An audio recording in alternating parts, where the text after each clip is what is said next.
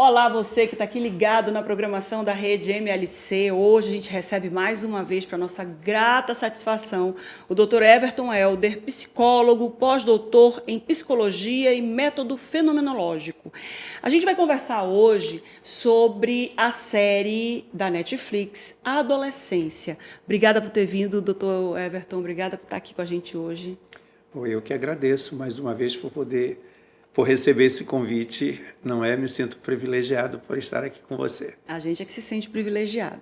Deixa eu situar você que está ligado aqui com o nosso Deixa que eu pergunto.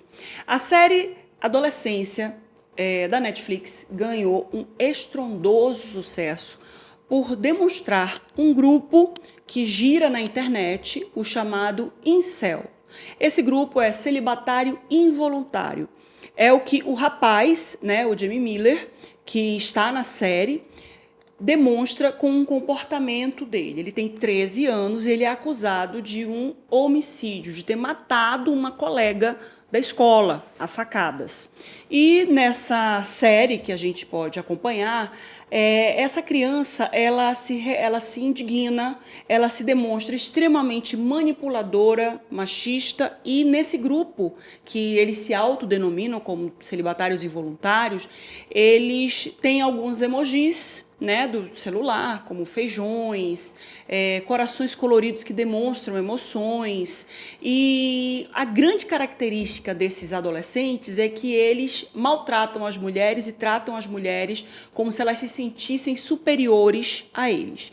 A gente vai conversar com o Dr. Everton agora. Você está vendo aí uma das fotos dele. Esse aqui é o Ed Miller, que é o grande idealizador da série, é o Stephen Graham.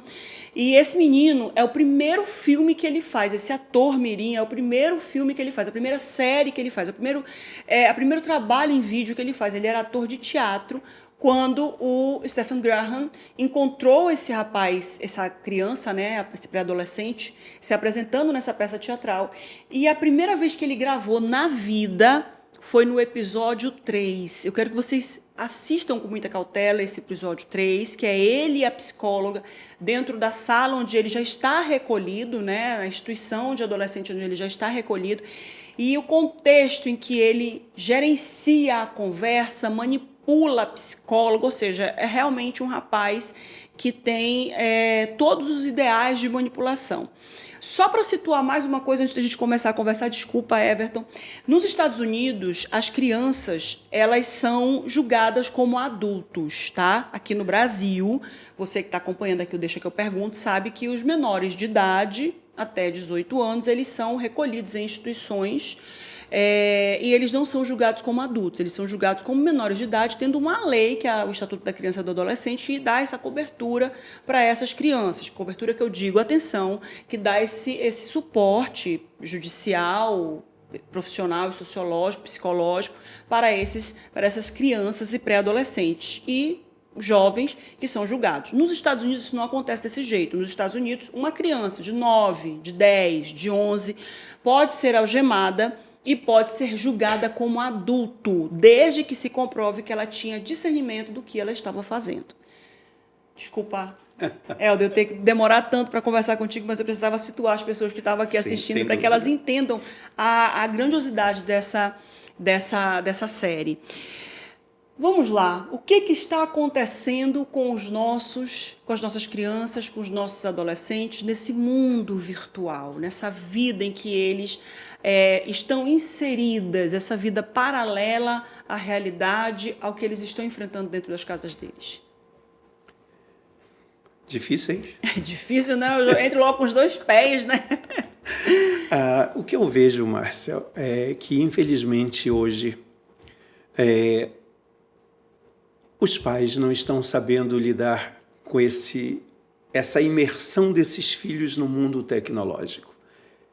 Essa geração que está aí é a geração da tecnologia. Uhum. Não adianta mais você dizer, no meu tempo era assim, teu tempo já passou. Há muito tempo. Teu tempo não existe mais. Porque meu pai agia assim, minha mãe agia... Para com isso. Você não é a repetição do teu pai, você não é a repetição da tua mãe. Agora, o que te leva a pensar que você o é, aí está o problema. Quem precisa de terapia é você. né? Pai que não sabe colocar em prática algo chamado paternagem, nem a mãe que consegue colocar em prática algo chamado maternagem. Porque a tua vida enquanto mãe deixou de ser maternidade no momento em que você pariu o teu filho. A partir daquele momento é outro nicho, é outra dimensão, não é? Agora, nós temos aí nesse meio, o Martin Heidegger ele falava em 1950, né, em A Era da Técnica, que nós precisaríamos ter todo o cuidado possível, plausível e inimaginável acerca do que a técnica representa. Não é a técnica pela técnica. As famílias passaram a ser vistas pela psicologia, por exemplo, como desestruturadas, como disfuncionais, mas ficamos no conceito. Quantas vezes uma família tenta ser funcional mesmo na sua funcionalidade, na sua disfuncionalidade? Como Água para Chocolate foi um filme magnífico, não é? Que fez muito sucesso, um filme mexicano, ganhou inclusive o Oscar de melhor filme estrangeiro. E vem mostrar as relações. Nós somos seres em relação, na relação e da relação. Então não há como você mais tentar ser pai e mãe jogando para a escola, por exemplo, uma responsabilidade que não é da escola. Não é? Hoje nós temos um mundo digital, nós temos a IA hoje em franco processo. Não adianta, por exemplo, eu, docente, dizer para o meu aluno não utilize a IA. Pelo contrário, utilize, mas saiba como utilizá-la. As nossas crianças e nossos adolescentes estão mergulhados, Márcia, nesse mundo tecnológico. O que cabe à escola e o que cabe aos pais? Vamos rememorar isso, porque eu acho que os pais de hoje, alguns pais de hoje, vejam bem, eu não estou aqui generalizando, mas alguns pais de hoje não entendem muito isso. O que cabe para a escola e o que cabe para os pais? O que cabe para a escola? O que cabe para a escola, o conhecimento, a socialização, a implementação do respeito de uns para com os outros, não é? Cabe à escola a possibilidade de que esse aluno, esse jovem, essa criança, ela possa pensar-se como futuro, mas não se responsabilizando para ser o melhor no futuro. O que eu tenho observado, Márcia, voltei ao plantão psicológico, para a raiva de alguns, não é? Então, voltei ao plantão psicológico que eu estou observando. O que mais uma vez está sendo observado? O quanto nossos adolescentes, a questão não é a cobrança de pai e a cobrança de mãe, mas é a autocobrança, e uma autocobrança que está sendo exacerbada pela cobrança externa. E na escola, ele vai socializar à sua maneira.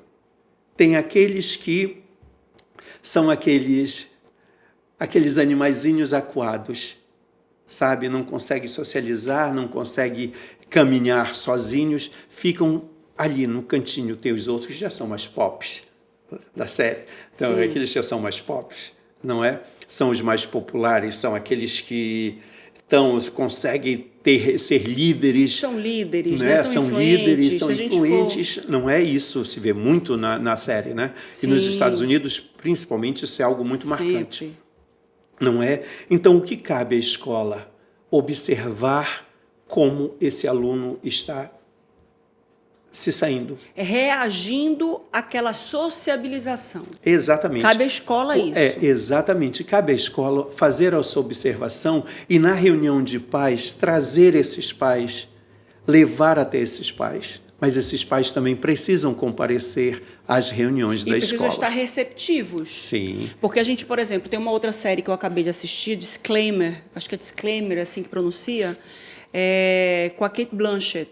E conta, a série começa com um professor muito antigo, já era professor há muito tempo, discutindo dentro da sala da diretoria porque a mãe estava chateada porque ele tinha feito uma observação na prova do filho. Não, porque você não deu 10 para o meu filho, você observou lá, você colocou uma observação, você ofendeu o meu filho. E, na realidade, ele não tinha ofendido coisa nenhuma, ele tinha dito, olha, um pouco mais de atenção com a gramática, era alguma coisa do tipo. Sim. E a mãe estava ali indignada. Então, que os pais, como que os pais precisam receber essas críticas escolares? E o que eles levam para casa e implementam dentro de casa com os filhos? Indo além daquela concepção daquilo que primeiramente nós comentamos, né? Indo além da perspectiva de que a escola vai educar. A escola não educa. A escola traz o conhecimento. Quem educa é a tua postura enquanto pai, é a tua postura enquanto mãe. Quem educa é você dialogar com teu filho, lembrando os dois aspectos do diálogo que o Sócrates falava lá atrás, que é a divinização e a demonização. Significa exatamente você, ao trabalhar, ao estar com o teu filho, não demoniza esse outro ou aquilo que ele faz. Busca compreender, busca contrapor, busca, aí sim, educar. Então, pai e mãe, hoje, eles precisam parar dessa percepção de que, como nós tivemos de algumas faculdades privadas, algumas instituições privadas de ensino, em que as pessoas diziam o quê, Márcia? Das instituições privadas? Pagou, passou. Nossa. Não é? Lembra desse Lembro. preconceito? Então, os pais ainda estão... Aí eu pago R$3.000 por mês para essa escola, para o meu... Será que você está realmente educando o teu filho? Ou você está simplesmente repassando para a escola uma responsabilidade que não é dela? Então, são essas questões. A coisa, Márcia, a situação, digamos assim, vai além, não é? Vai além. É por isso que a fenomenologia vem e diz que essa criança ela não é um adulto em miniatura. Ela não é esse adulto do futuro. Ela é alguém que precisa de acompanhamento. No presente. Ela é alguém que precisa estabelecer bem seus parâmetros, não é? De visão de vida, de visão de mundo hoje. Perdão. A ordem é não bater na mesa, né? Não tem problema, não tem problema. O teu presente não é a questão do teu presente aqui e agora, não é esse aqui e agora que as pessoas colocam. É um aqui e agora que se estende desde o momento que você acorda ao momento que você dorme. Você é pai, você é mãe, do momento que você acorda ao momento que você dorme. Você nunca mais vai deixar de ser pai e mãe. Você não deixa de sê-lo. Você não deixa de sê-lo. Como é que o mundo virtual afeta a autoestima e as relações dos jovens? Aí eu já vou trazer uma coisa. Márcia, quem foi que te colocaram como ideal ou padrão de beleza dentre as modelos internacionais? Eu? Sim. Ninguém, gente. Quem foi que te colocaram? Um concurso público que eu fiz? Ou um concurso de Miss que eu fiz? Quem foi, como as pessoas lidaram com você ou te indicaram a forma de você caminhar, a forma de você se vestir, a partir de que padrões? Padrões de beleza? Sim. Não é? Sim. Há alguns anos atrás era Naomi Campbell, era Gisele Bündchen, não Kate é? Moss.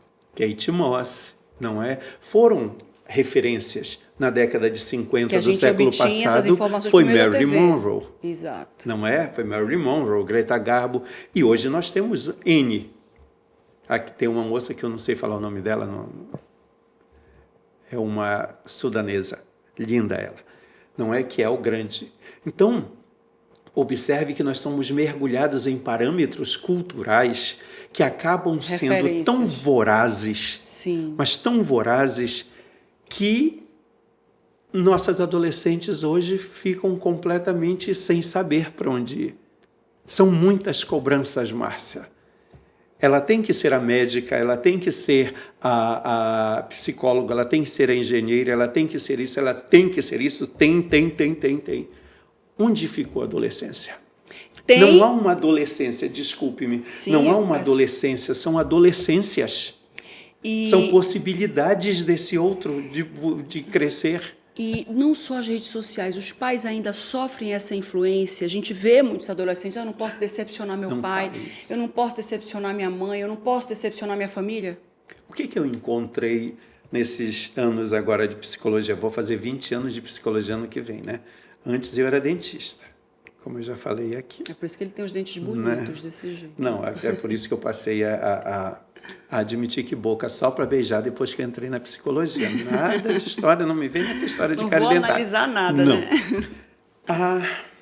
Márcia, nós temos que, sabe, ir além de alguns parâmetros que estão tão arraigados em nós, na nossa sociedade. Eu encontrei alunos de medicina que, chorando copiosamente, eu não quero ser médico. Nossa. Eu estou sendo obrigado a ser médico. Eu não quero ser advogado. Eu estou sendo obrigado a ser advogado. Entendeu? Então, de que profissionais nós estamos falando? Nós queremos tanto viabilizar um futuro perfeito. O que nós estamos fazendo com nossos filhos? De que cobranças tão cruéis são essas? Não é um cruel simplesmente pela crueldade em si, mas o que o entorno nos traz? O que o entorno cobra dos pais? Que eles tenham filhos que possam ser responsivos, possam ser assertivos, não é? E aí, de que adolescências, voltando um pouquinho atrás para chegar nesse outro, de que adolescência esse outro teve? Quantas vezes ele não se colocou nesse lugar? Quantas vezes ele não foi lançado nesse lugar? De odiar o outro por não saber por onde caminhar. De que lugar é esse? Eu fico pensando, esse menino, esse ator tem um olhar tão expressivo. Ele é fenomenal. Ele transmite, né? É um talento inimaginável esse menino. Ele conseguiu absorver aquele personagem, que tem uma hora que a gente fica com tanta raiva dele. No episódio 3, que é um episódio que não é para todo mundo, porque ele é arrastado, né? Quem gosta de ação, não sei se vai gostar dessa série, mas o episódio 3, do diálogo entre ele e a psicóloga, nossa, o menino, meu Deus, mas que machista, porque ele vira para ela, o que é? Você está se sentindo uma rainha? Porque você botou a mão, você acenou com a mão e pediu pro segurança não entrar aqui, pro agente não entrar aqui, você é a rainha? Nossa, ele é espetacular, esse menino. Mas assim, dentro dessa responsabilidade aí dos pais, desse envolvimento dos pais com esses filhos, onde é que fica essa vigilância e onde é que fica essa liberdade? Como é que os pais lidam com isso? Porque o que eu percebo, esse é o momento que ele afronta ela, a psicóloga, né? Porque o que eu percebo é que os pais, eles querem dar uma liberdade para os filhos e os filhos abusam dessa liberdade. Que horas que você realmente dá essa liberdade? Abusam em virtude do quê? Quando esse pai e essa mãe lançam para esse filho que ele é livre, o que é ser livre? De que liberdade é essa que nós falamos tanto? Que liberdade está na boca do povo desde que o mundo é mundo. E ninguém sabe dizer não é? O que é isso. Né? Aí o Sartre, Jean-Paul Sartre, ele vai dizer que nós somos condenados a ser livres, porque nós somos condenados a fazer escolhas, a tomar decisões. Foi isso que ele quis dizer, não é? Então, a questão é, de que liberdade é essa que eu estou falando em relação entre pais e filhos? É aquela liberdade utópica desse outro, ou agora eu estou livre, eu posso fazer o que eu quiser? De que punição é? De que vigiar é esse? Um vigiar no sentido de punir, única e exclusivamente? Esse adolescente passa a ser um adolescente de nãos, você não pode isso, você não pode aquilo, igual a criança quando tem diagnóstico de câncer? Você não pode isso, você não pode aquilo, você não pode aquilo, e ele se vê totalmente cerceado. É coerência, Márcia, mais uma vez. É eu me colocar na condição de pai e você se colocar na condição de mãe como aprendizes do ser mãe e do ser pai. Não existe uma norma, não existe uma regra. O filho da Márcia vai fazer tal coisa com tal idade, a Márcia vai agir assim, assim, assim. Não vai. Entendeu? Não vai. Quando o Sartre traz nós somos condenados a ser livres, porque a gente é condenado a tomar decisões, né, a fazer escolhas, ele está dizendo para a gente que toda ação tem uma reação. Sim. Então, tudo que eu fizer, tudo que eu escolher fazer, Tem uma consequência. Eu vou ter que ter essa consequência. Inclusive a escolha de não vou ter disciplina, a escolha de não vou ter constância, a escolha de vou me alimentar sem nenhum tipo de responsabilidade. Muitos pais vivem assim. Sim. Como trazer essa consciência para esses pais que sequer usam a liberdade de forma positiva para eles, para colocar dizer para os filhos que o limite, que a disciplina, ela é uma forma de ter liberdade, é uma forma de ter controle sobre a sua vida. Eu fui clara? Foi sim. Aí vem um aspecto que, enquanto, por exemplo, a psicologia estiver nessa perspectiva de conscientizar alguém, nós não vamos sair do lugar. Você não conscientiza ninguém. Você sensibiliza alguém a desenvolver um determinado comportamento, uma determinada atitude. Porque enquanto for com você, pai, você precisa se conscientizar. Ele toma isso como regra, vai interpretar a partir do processo educacional dele, a partir do olhar que ele lança sobre a vida, a partir do ser como ele é, do ser em quem ele se tornou, e vai colocar isso em prática. E é nesse momento que, na tentativa de um controle exacerbado, ele acaba metendo os pés pelas mãos. É no momento em que ele dá uma liberdade totalitária que ele perde o foco, o prumo. Agora, Everton, olha só. A gente tem... estuda, lê livros, assiste aulas, né? Para você se formar em dentista primeiro e depois em psicólogo. Aí eu estou trabalhando no lugar, eu preciso ler o manual da empresa, eu preciso me informar sobre empreendedorismo, aí eu vou comprar um carro, eu leio o manual, eu procuro pegar umas informações. Ninguém quer estudar sobre como educar os filhos. Todo mundo quer aprender, quer educar os filhos na base do instinto. E esse instinto já está ultrapassado, como a gente acabou de ver. Porque meu pai fazia assim, porque minha mãe fazia assim. Era outra época, era outra geração, eram outras informações que esses pais obtinham. Onde que esses pais podem... O que você aconselha para esses pais? Para que eles se informem, para que eles estudem? Porque o que eu estou querendo dizer aqui é que tem muito adulto que ainda é criança. E esses adultos resolvem colocar outras crianças no mundo. Como é que esses adultos que querem verdadeiramente construir pessoas bem-sucedidas, e bem-sucedido não tem nada a ver com dinheiro, bem-sucedido não tem nada a ver com o cargo que você ocupa, bem-sucedido é uma pessoa que se sente feliz, que tem a vida que sempre sonhou. E essa vida não é a vida que o pai sonhou, a vida que a mãe sonhou.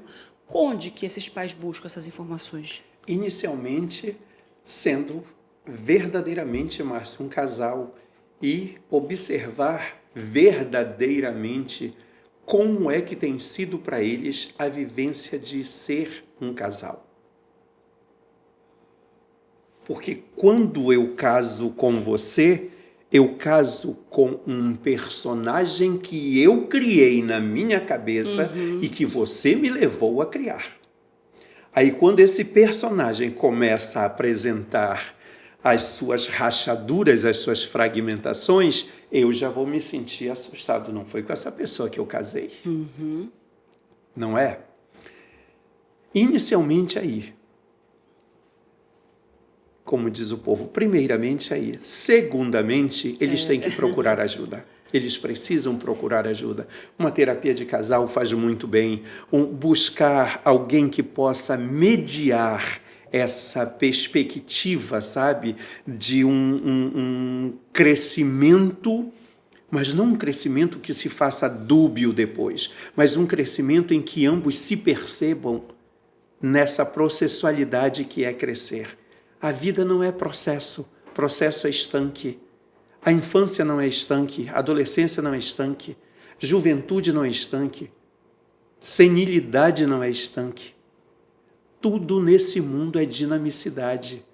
Tudo nesse mundo é aprendizagem. É movimento. Tudo nesse mundo é caos. Se é caos, é movimento. Então todo mundo tem que crescer o tempo todo, Sim, buscar esse crescimento o tempo todo. Essa que é a proposta.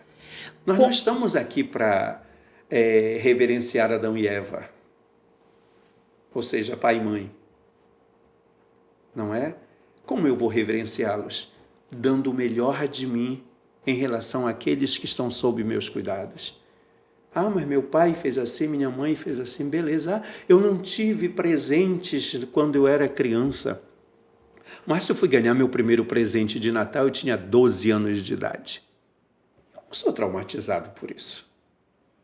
Porque minha mãe e meu pai chegavam comigo e diziam, olha, meu filho, nós não temos condição. O Natal, o teu presente vai ser um bolo. Perfeito. Então, não existia nem Papai Noel na tua né? época, né? Existia Papai Noel, mas não dessa forma como está não, agora. Não, assim, eles não podiam dizer, o Papai Noel não vai trazer brinquedo para você não, esse não, ano. Eles tinham que dizer, olha, nós não vamos comprar o brinquedo. Nós não vamos comprar. Mas nós caminhamos, entendeu? E aí, por causa disso, por exemplo, minha filha acabou de formar em medicina pela UEA, né, no sábado. Eu não iria encher Milena Cecília de todos os presentes, mas eu dei aquele piu-piu desse tamanho para ela, que ela amava, não é?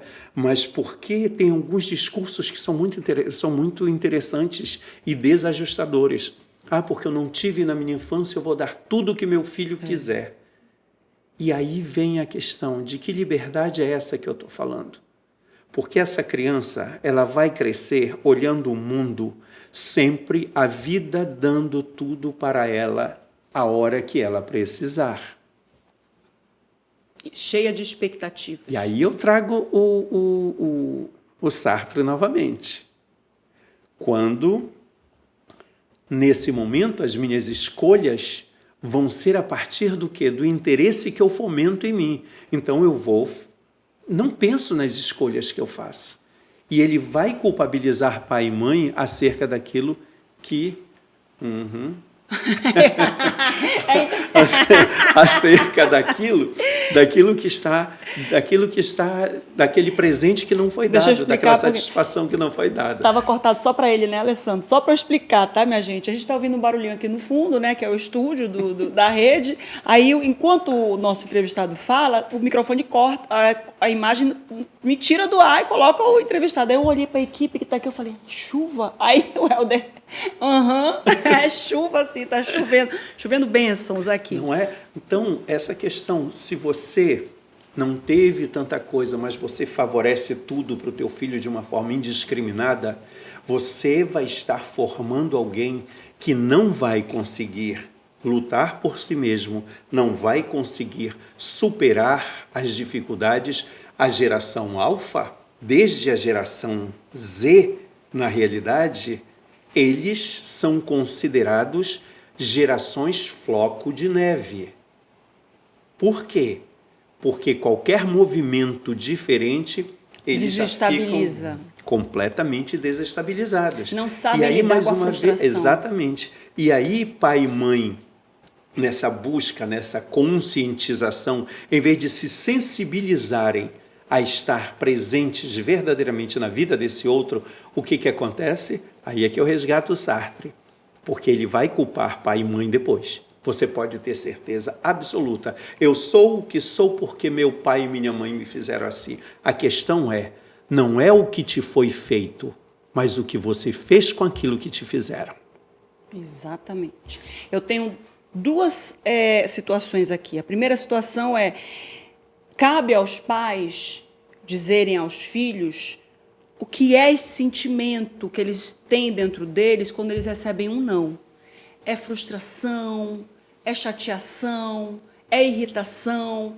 E como diz a minha amiga Janaína Tirapelli, ela vira para o filho que tem, de repente, um rompante de raiva e fala assim, meu filho, a raiva está te visitando, mas ela não mora aí dentro com você, ela só te visitou. E quando a gente fala, essa é a primeira coisa, e quando a gente fala sobre expectativas, que expectativas que você gerencia no seu filho? Sempre são aquelas expectativas altíssimas? Ou você deixa o seu filho com baixas expectativas para quando você realmente der um presente com condição, que você planejou, ele, pai, que legal! Ou então, pai, isso aqui não significa nada para mim. Como que os pais gerenciam esses sentimentos nos filhos? Porque hoje o que a gente enxerga nas redes sociais, no mundo virtual, são filhos tendo tudo, filhos ganhando presentes, filhos viajando. E aí, como é que eles contrapõem essa vida? Dizem, não, espera, meu filho, essa é uma situação, mas não significa que aquela criança seja feliz. Eu estou tentando trazer a felicidade para você sobre um outro paradigma. Como que gerencia isso? Frustração, expectativa e redes sociais. Frustração. Primeiro voltar lá para a tua amiga Juliana. Janaína. Ela está corretíssima. Diga para o seu filho, a raiva te constitui. Não diga para o teu filho, você não pode ter raiva. Faça-o viver, faça-o sentir. O que é essa raiva? Leve-o a pensar o que é essa raiva e quais as consequências que esse movimento pode trazer. Ela está corretíssima. Esse é o verdadeiro diálogo. Ela nem demoniza, nem endeusa. Exato. Mas ela contrapõe e a vida, o diálogo é de contraposições. Você não tem que aceitar tudo que esse outro diz. Então conversa com ele. Não é dialógico, é exatamente essa perspectiva. Não é essa capacidade de compreender a capacidade que esse outro tem de se perceber no próprio caminhar. Se autoconhecer. Pode até ser, né? Pode até ser. Eu tenho muito receio desse autoconhecer. Eu tenho. Por quê? Eu tenho porque o autoconhecimento, algumas vezes, é como se você ficasse na posição de lótus, fecha os dedinhos, fecha os olhos e fica... em meditação. Né? É muito complicado. Autoconhecimento, algumas vezes, é muito complicado. Mas Márcia, autoconhecimento, maioria das vezes, é mera interpretação daquilo que eu estou vivendo. Agora, nem sempre quando eu interpreto, eu compreendo a dimensão do que eu estou vivendo.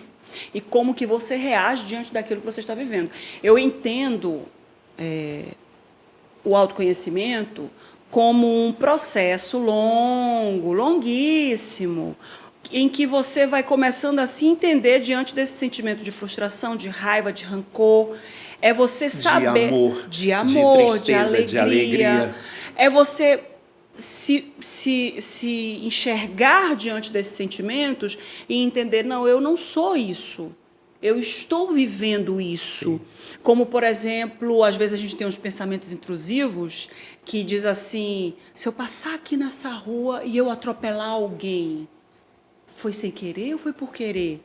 Isso é um pensamento intrusivo. Sim. É a hora que você vai dizer, não, pelo amor de Deus, gente, eu nunca atropelaria ninguém por querer, mas tomara que não aconteça nem sem querer. Então, assim, o autoconhecimento é quando, depois que a criança passa daquele momento em que a raiva visitou, é saber, a raiva está aqui, não vou tomar nenhuma decisão agora, porque qualquer decisão que eu tome agora... Aí é que está a figura dos pais, no sentido de ensinar, de educar, como essa criança conviver com algo que é inerente ao humano, que é a raiva. Não vamos demonizar a raiva. Exato. E não ser julgado por isso, exatamente, né? Porque olha, a coisa que mais...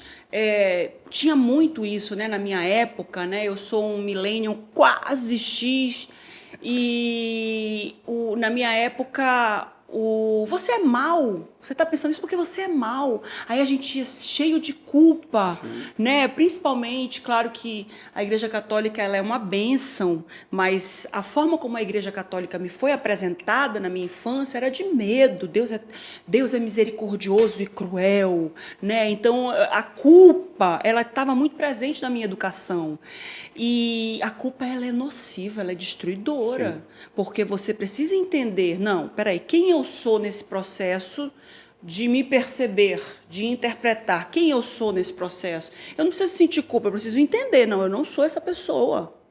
E ao que me parece, o garoto aqui, o personagem aqui, ele transita em dois aspectos, a culpabilização e a vitimização. Exato, e ele está utilizando exatamente isso quando ele fala para a psicóloga o que fala, e ela fica com a cara de psicóloga. Sabe qual é a cara de psicóloga, não é?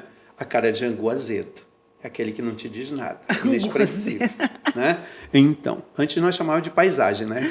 Ou a esfinge, fazendo a esfinge, né? Não é? Então, de que movimento é esse que a humanidade foi criada, foi lançada, quando as religiões, de modo geral, lançam-nos no processo de uma culpabilização? Nós nascemos, nós somos frutos do pecado original. Exato. Negativo, eu sou fruto de uma relação muito interessante entre meu pai e minha mãe. Não tem nada de pecado original aí. Deus que era amor soprou nas minhas narinas. Não é? Acabou. Então, pronto. Então, é esse tipo Que é de... amor, né? O quanto, ainda hoje, a religião ainda está tão presente na vida das pessoas, trazendo os nãos, igual a menina que se corta, e a mãe, ao vê-la se cortar, Márcia, quando abre a porta, eu creio que eu falei isso aqui da outra vez, ela estava se cortando, aí ela disse, a mãe vira para ela e diz assim, por que você não corta logo aqui e acaba com essa palhaçada? Nossa Senhora. E à noite essa mãe e esse pai estão na igreja, que são um casal muito feliz. Não é o casal perfeito. De que religiosidade é essa? A religiosidade é algo interessantíssimo, Márcia. É interessantíssimo de trabalhar. Principalmente a forma como essa religiosidade é aplicada. Exatamente. Né? Quais são os sinais de que um adolescente está sofrendo? Ele dá sinais? Depende, ele dá sinais. Mas depende muitíssimo, e aí resgata-se a questão da criação.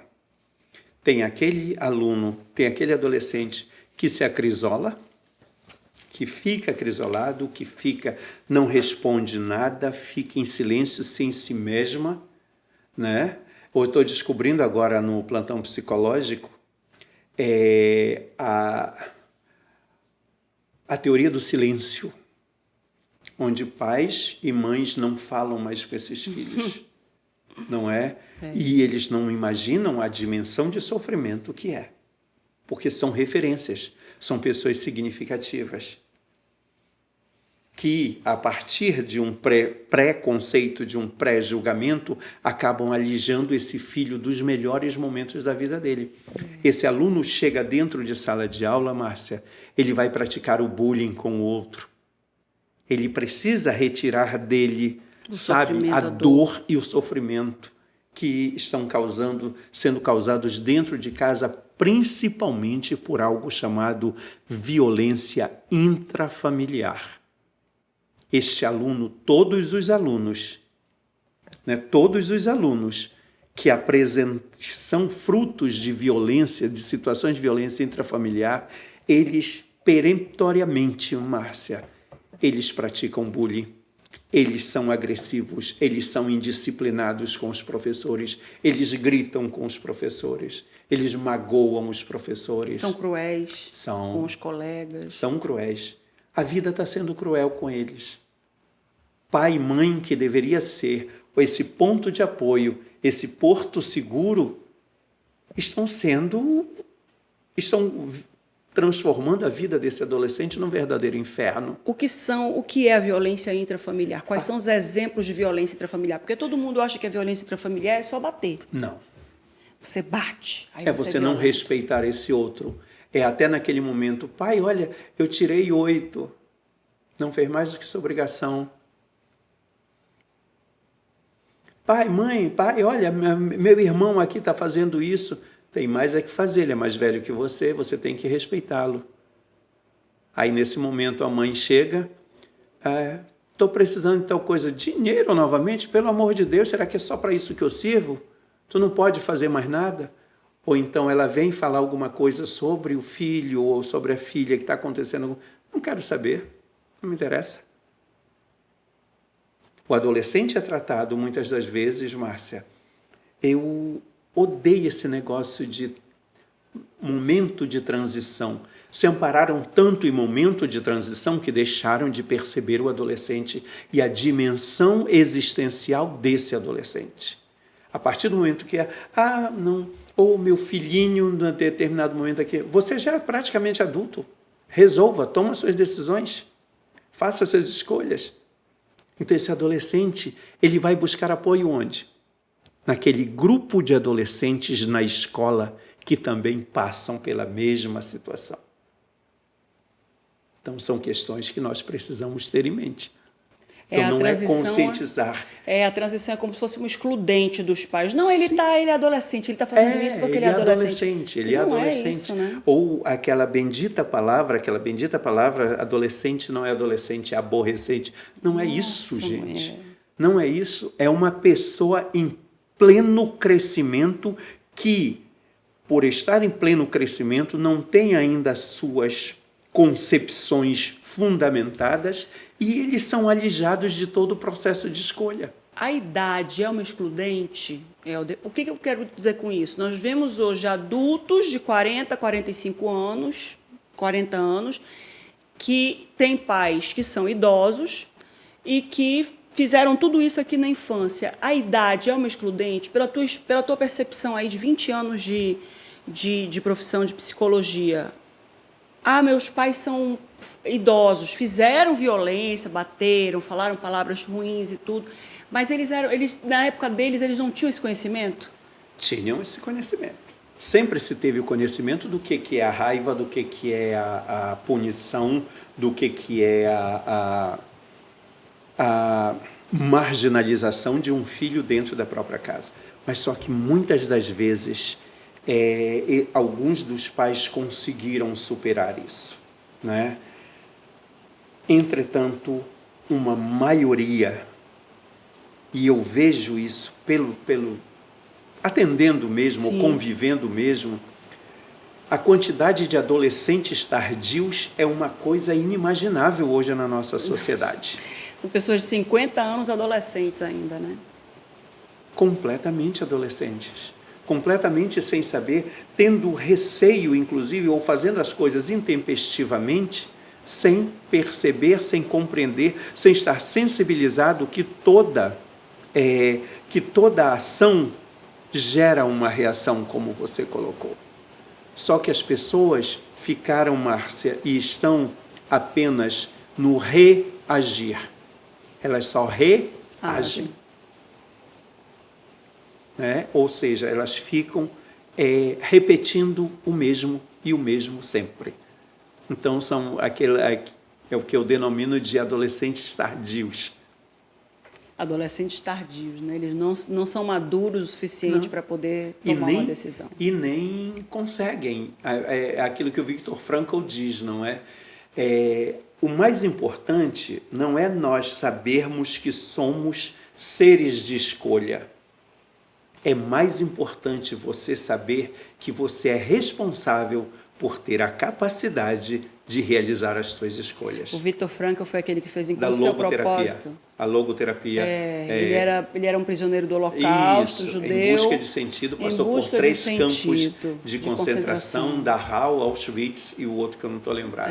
E ele era aquele cara, ele foi aquele estudioso, né? Ele era psicólogo, ele era psicanalista. Psiquiatra. E foi preso porque era judeu, na época da Segunda Guerra. E ele trouxe aquela ideia de que muitos dos presos, quando eles saíam, que eles conseguiam ver as estrelas, eles encontravam um sentido para continuarem vivos. Aquilo e para continuar vivos. Nossa, é um livro maravilhoso. A concepção, ele escreveu o livro em 2 dias, né? Sim. Quando ele só saiu do campo de concentração vivo, ele escreveu o livro Em Busca do Sentido. E ele viu o pai, em 2 dias. Irmão e o grande amor da vida dele numa fila para tomarem banho. Não era banho. Era o gás. Senhora. Olha, eu assisti o filme, né? Zona de Conflito.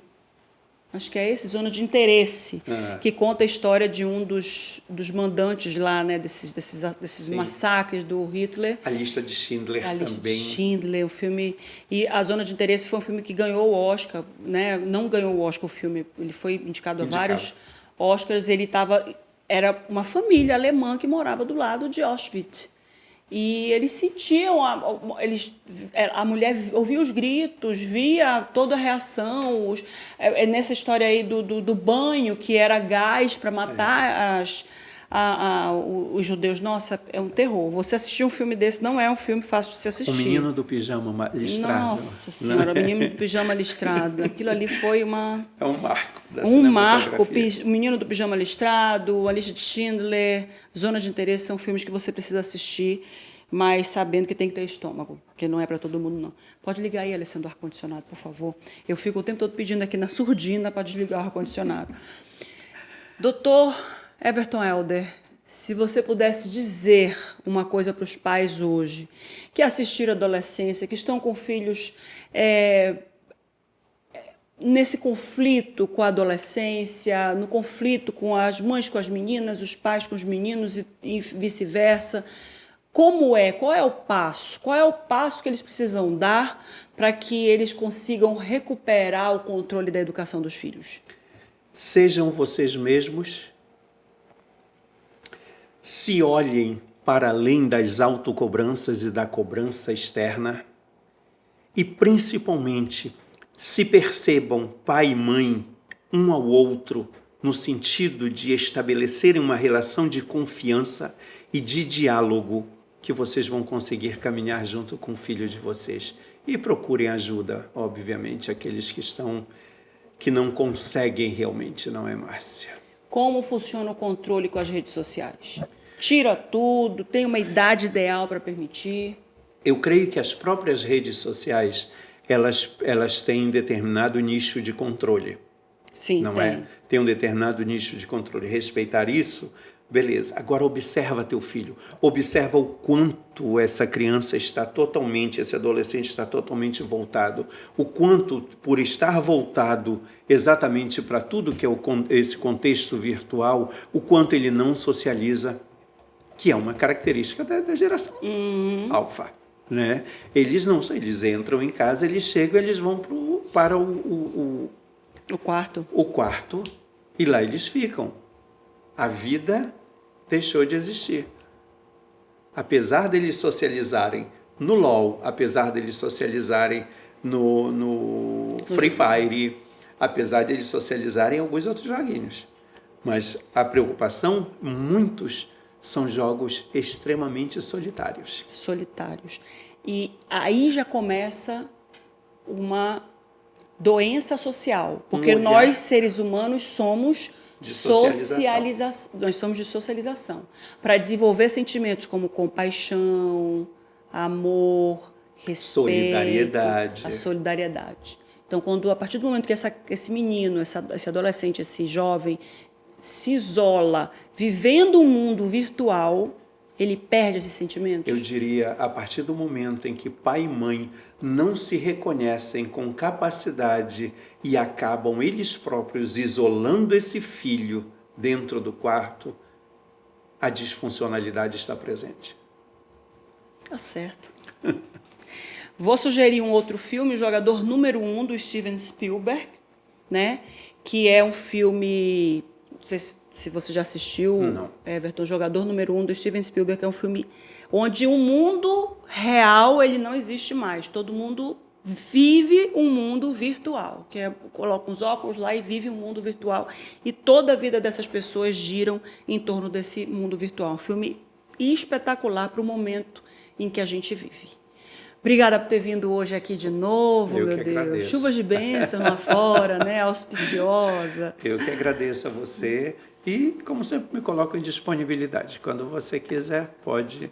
Gente, com Estou certeza. em disponibilidade para vir. Com certeza a gente faz uso dessa disponibilidade, viu? Muito obrigado. Eu que agradeço. Obrigada a você que acompanhou mais uma vez aqui a nossa entrevista espetacular com o Dr. Everton Helder.